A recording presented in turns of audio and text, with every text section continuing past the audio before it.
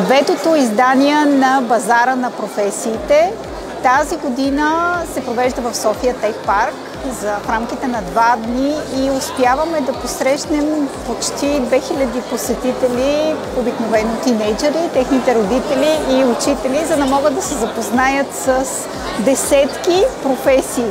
Зад мен е щанда на Асарел Медет, в който младежите могат да разберат какво работи минералога и инженера, и съответно колегите от Асарел са подготвили страхотни демонстрации и химични и други експерименти, така че наистина да могат да представят по един атрактивен начин най-интересното от добивните професии. Самото производство е разделено на 3 основни цеха: цех рудник, цех обогатителна фабрика и цех водно-отпадно стопанство. Цех рудник се грижи за добива на халкопирити и не като цяло на менна руда, която след това постъпва за преработка в обогатителната фабрика, и оттам вече колегите от водно-отпадно стопанство осигуряват необходимите запаси от вода, за да може да върви гладко производството. Компанията разполага и с 2 големи ремонтни отдела. Аз съм ръководител на ремонта в рудника, колегата ми господин Стоил Мручев е ръководител на ремонтния отдел на фабриката и водно-отпадното стопанство.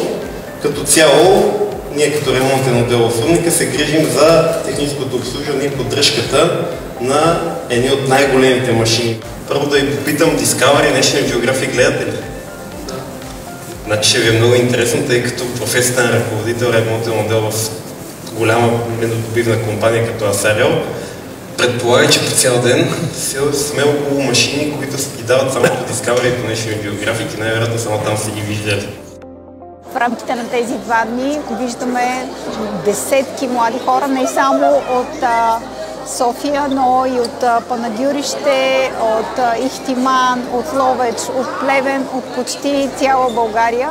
Идват тук, за да могат да се запознаят от първа ръка с професиите, срещайки хората, които действително ги работят, независимо дали те са инженери, финансисти, банкери или минералози. Много сме щастливи, че заедно с компании като Асарел успяваме да представим на младите хора разнообразието от професии, така че те да могат да направят своя информиран избор за своята бъдеща професия, каквато и да е тя.